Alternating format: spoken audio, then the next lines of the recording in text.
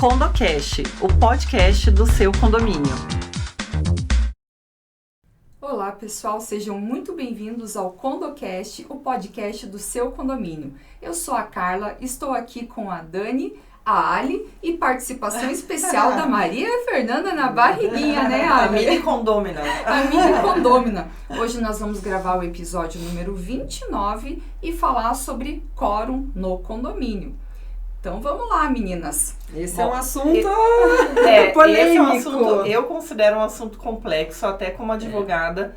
A gente sempre tem que recorrer ali a ler de novo a lei, entender, porque a gente é natural, a gente se confunde. Quórum é complicado, na minha opinião. Mas graças a Deus temos Carla aqui, que escreveu um livro. Cadê? Gente, Mostra sobre o quórum. livro. Vamos Então, lá. esse episódio, a estrela é ela. Imagina, somos nós. Olha só, então esse livro, Quórum no Condomínio, está na segunda edição. É um livro publicado pela editora Bonijures e pode ser adquirido na livrariabonijures.com.br. Mas eu acho que a gente pode trazer aqui, claro, tem aspectos técnicos aqui no livro, mas nós vamos trazer a questão prática e tentar de uma forma mais leve, mais compreensível, para tornar o assunto mais acessível. Então, antes de mais nada, eu acho que seria legal a gente falar um pouquinho da importância, né? Para que servem esses quórums? Então, o quórum, ele acaba preservando ali o direito das pessoas, desses coproprietários, participarem nas decisões que envolvem os interesses coletivos. Sem isso, o que poderia acontecer? De repente, um síndico, um administrador que pegou a gestão do condomínio, poderia ele, de uma forma autocrática, aí, tomar determinadas decisões que influenciaria na vida de todos, e aí o condomínio ficaria à deriva de um gestor que tivesse o mínimo de consciência.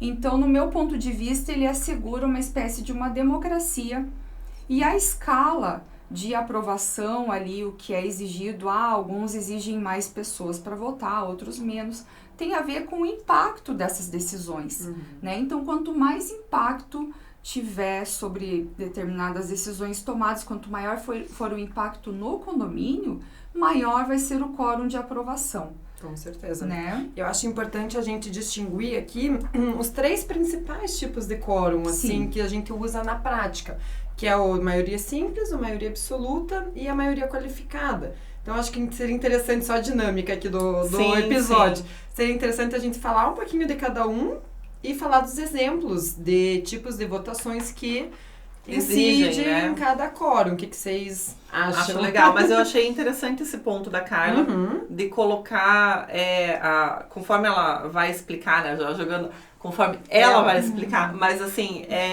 cada quórum exige realmente uma quantidade ali específica, e realmente ele, comparado ao nível de importância da decisão, ele tem que ser maior, naturalmente, né? Claro. Porque a gente tem hoje, os juízes consideram, a lei considera que a Assembleia é soberana. Então, a gente tem um condomínio com vários coproprietários que eles vão decidir tudo o que vai acontecer dentro daquele condomínio. E o síndico, cabe ao síndico colocar tudo em prática. E aos condôminos também. Então, por isso que o quórum realmente é uma ferramenta ali, uma arma de poder, de democracia, né? É bem interessante esse comentário, gostei. E também é importante a gente falar que a importância dos quórums, porque às vezes uma assembleia que foi exigido tal quórum e não é o quórum legal, ela pode ser anulada. Então, não teria validade naquele condomínio, né? E existe muita ação baseada em assembleia nula em razão de quórum. Era uma curiosidade que eu ia perguntar. Porque, inclusive, no dia do lançamento do livro, eu fiz um bate-papo ali com quem estava presente e tal. E o meu ponto de vista, diferente do coautor do livro, é que parece que as pessoas não levam muito a sério essa questão do quórum. Então, para eles, é tudo maioria simples ali, a maioria dos que estiverem presentes aprovaram e está valendo. E não se leva muito em conta, na minha percepção, o que é o quórum mesmo, de olhar, não tem a preocupação de olhar, não, essa decisão aqui e tal, precisa assim, como que é esse quórum, como que é a unanimidade, como que é 2/3, o que é considerado, vamos pesquisar. Isso acontece na prática, no ponto de vista de vocês, em função disso que tem tanta anulação de assembleia? Olha, eu acho que na prática de condomínios que são mais regidos ali o síndico, sem uma assessoria, sem uma administradora, porque se você faz uma assembleia com uma administradora, não que eu esteja levantando bandeira da administradora, mas acaba que eles já te conduzem ali para uma votação que tem que ser daquele jeito. Eles já analisam a procuração, já analisam o condômino e já falam qual que é o quórum que tem que ser. Agora, às vezes o síndico, a gente pega um condomínio menor, ou é um condomínio mais ali familiar, autogestão, não olha mesmo. Só que, por mais que ele não olhe e não analise esses quórums, se ele pega um condômino insatisfeito com essa decisão dos condôminos... E que tem conhecimento disso, né? Ou leva para um advogado que tem. Porque aí ele leva a situação para o advogado, às vezes ele nem se tocou do quórum, mas ele leva para o advogado e fala, olha, eu não gostei dessa decisão e quero ver o que eu posso fazer. O advogado vai buscar as brechas. Qual que é a brecha mais comum? O quórum que não foi respeitado. E a gente recebe bastante dúvidas de quórum no escritório. Assim, em condomínios, nossa, é uma das principais. Então, ter os síndicos interessados em saber e a importância disso ser respeitado, né? Pensa, se tá certinho, evita uma ação judicial, evita... Exatamente. Tem um caso, até antes de adentrar nas explicações... Um caso prático lá do escritório, que era uma síndica, que ela realmente era um grande problema para o condomínio. Assim, era uma novela, chega a ser até engraçado, tanto que ela era problemática. Eles fizeram a assembleia para destituir ela, todo mundo votou ali, quem estava presente e tudo mais, mas o que aconteceu? Ela entrou com a ação, questionando do quórum, foi uma ação que foi bem longa, bem demorada, bem arrastada, mas ela ganhou. Porque ela... não foi respeitado o quórum. Então, de regra, ela não foi destituída. Óbvio que daí, na prática, como passaram-se ali 6, 7 anos, o juiz não mandou ela voltar para o cargo, porque não faria nem sentido uma síndica afastada há 7 anos voltar. Né? Na ordem prática, ali acabou que não virou nada. Mas ela conseguiu anular. Então, assim, se o quórum não é respeitado, a chance de ser anulada é muito grande. É muito difícil não conseguir não ser anulado, entendeu? Então, tem que ser respeitado, porque o síndico pode até ir levando com a barriga e esperando que ninguém note, mas se alguém notar e quiser discutir judicialmente, essa pessoa anula a assembleia. E o juiz vai ali, né? Direto no quórum. Vai direto, porque tem juiz mais formalista e tem juiz menos, mas no caso do quórum, todos são. Porque é matemático. Desrespeitou, né? É matemático. Tem coisas que até é mais passível de interpretação. O dano moral. Será que teve, será que não teve? Mas quórum não, é matemática pura. Então, anula mesmo, tem que prestar atenção.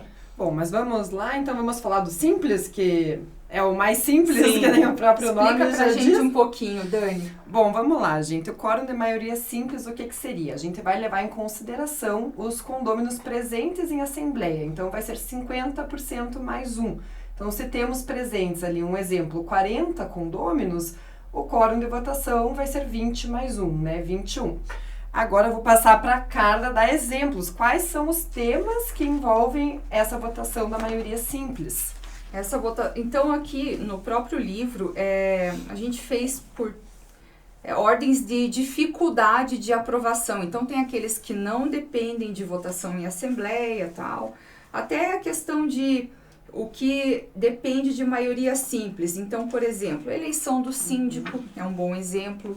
Aprovação das contas do síndico. Contratação de administradora de condomínio. Alteração de regimento interno. Aprovação de regimento interno. Eleição de subsíndico, quando houver. Pegar aqui algumas mais. Fixação da remuneração e reajuste também da remuneração do síndico. São alguns exemplos que a gente pode citar que estão aí dentro desses quórum simples. E são os mais usados no dia a dia, né? Pensa se fosse um quórum que exigisse muito mais, aí ficaria ali tudo embarrado, né? Não anda, o condomínio não anda. Então tem que ser um quórum mais facilitado, né? Exato. Aí a gente passa para o segundo tipo de quórum, que é o do maioria absoluta. Então, qual que é a diferença desse para o simples? No maioria absoluta, a gente já está falando da totalidade do condomínio. Então, por exemplo, temos um condomínio de 100 moradores, tá? Então, a gente vai para a assembleia votar algum tema que depende da maioria absoluta, a gente vai levar em consideração a totalidade tanto dos presentes e dos ausentes, né? E daí precisamos ali, então se é um condomínio de 100 moradores, a gente vai precisar de 51 votos, né? Então não importa quem está na Assembleia, precisaremos de 51 votos. Aí nós temos, normalmente, onde buscamos respaldo, né, para essa questão de quórum, vai ser no Código Civil e na Lei do Condomínio. A única, assim, a mais conhecida que vai tratar especificamente de voto da maioria absoluta vai ser a questão da destituição motivada do síndico.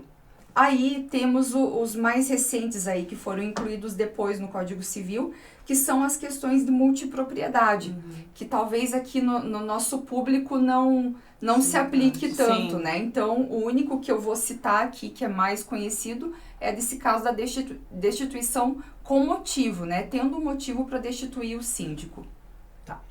E daí, evoluindo um pouquinho mais aqui nos quórums, vamos para a maioria qualificada, que ele é um pouco mais rígido ali do que a maioria absoluta.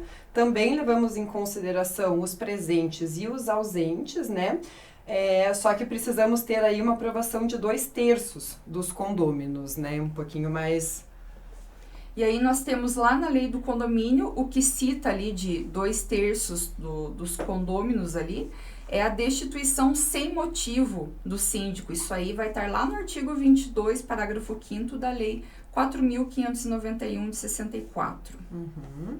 Mas temos também, voltando um pouquinho ali na maioria, nos demais, tem vários aqui que ele só fala voto da maioria dos condôminos. Na lei tá assim, ele não tá especificando a palavrinha absoluta.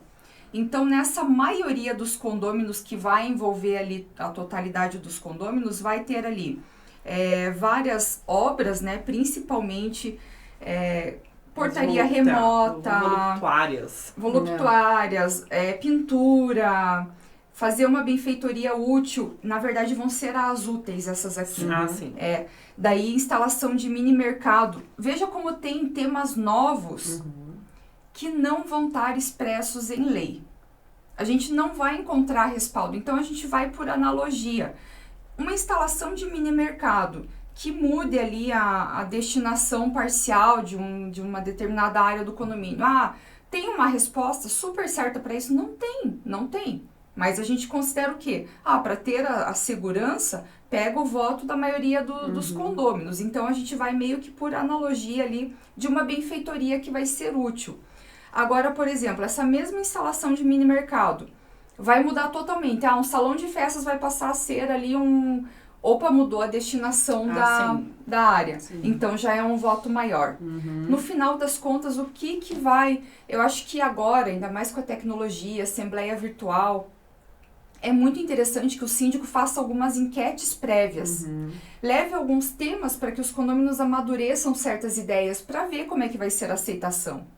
Porque se o síndico percebe que vai ter muito bafafá ali, vai ter muito condomínio que tá muito do contra, não sei o quê, vai por um quórum maior para ter mais segurança. Né? Com certeza. E um ponto aqui, só um parênteses que eu queria comentar, que é em relação aos inadimplentes, né? Inadimplentes a gente sabe que eles não podem votar em assembleia. Então a nossa dica aqui é, caso precise de um quórum um pouquinho maior, seja um quórum absoluto ou um quórum qualificado, é importante o síndico corrigir ali, tentar corrigir essa inadimplência antes de levar esse tema que precisa de um quórum mais qualificado numa votação em assembleia, porque realmente inadimplentes não votam, então seria ali um voto perdido, né? Perdido. Então só essa dica aí dos inadimplentes. E lembrando que parcelamento do débito não tira a inadimplência da pessoa, ela só deixa de ser inadimplente depois que ela quita o débito dela perante o condomínio. Porque senão seria utilizado como uma estratégia ali. A pessoa faz um acordo de parcelamento, paga a primeira e acha que daí pode votar numa questão importante. E normalmente eles tentam fazer isso em eleição de síndico, que é aquela briga, que às vezes dá aquele barraco. Então, aí eles tentam, mas não é válido. É só quando ele realmente quita toda a dívida. Então não se aplica como, por exemplo, na Receita Federal, aquela certidão negativa com efeito ou vice-versa. Não, no condomínio não. Ele tem que quitar a dívida. Justamente também uma das grandes razões é por causa da votação. porque a pessoa ainda é considerada inadimplente e muita gente faz esse acordo de parcelamento para tentar ali votar e ter o direito a voto. E né? na prática a gente lida com muitos parcelamentos, tem quem cumpre certinho e tem quem não cumpre ali, e a gente realmente precisa ir para uma execução. Então pensa se isso dependesse ali numa assembleia, não tem como. Realmente parcelamento está fora. Mas no final das contas, assim, eu penso que embora o quórum envolva questões matemáticas, mas os temas ainda vão ouvir muito daquela famosa resposta que o pessoal não gosta de ouvir de advogado, mas é que depende. Por quê? Porque os temas são variáveis, vai depender do contexto do condomínio, vai depender de decisões que venham sendo tomadas. Então, eu até brinco que o livro Quórum, ele nunca é uma obra acabada. Ainda que tenha sido super atualizado, nós temos decisões aqui que já mudaram alguns pontos, então sempre vai buscar um respaldo, sempre fique antenado no que está acontecendo mesmo, porque as leis mudam conforme o comportamento e conforme vão surgindo os problemas das pessoas, né? Então é impossível a gente abarcar tudo, colocar numa caixinha e dizer, não, é exatamente isso e vai por essa linha. Porém, é fundamental que se busque aí material didático para se respaldar, auxílio jurídico, auxílio de equipe de apoio, de administradora e que todos estejam em constante informação, né? Com certeza. Exatamente. Mais algum ponto a adicionar, meninas? Não, perfeito. Acho que esse primeiro capítulo sobre quórum é basicamente isso, para a gente ter um norte, quem entrar aqui e entender um pouquinho. Depois acho que a gente pode receber perguntas de vocês, quem tiver dúvidas sobre quórum, é legal mandar pra gente, porque depois a gente pode fazer mais um capítulo respondendo essas perguntas, aplicação de quórum, porque a aplicação, né, a gente surge mais dúvida ainda. Então, eu sugiro aí um novo capítulo pra gente papear. Com certeza, porque eu acho que é na prática que surgem essas dúvidas e aí a gente pode trabalhar em cima de caso concreto. Porque às vezes a gente não consegue imaginar tudo o que é possível e por essas particularidades de condomínio é muito interessante a participação de vocês. Agradecemos aí a sua audiência e até o próximo episódio. Você acabou de ouvir CondoCast, o podcast do seu condomínio. Envie suas sugestões e nos siga nas redes sociais.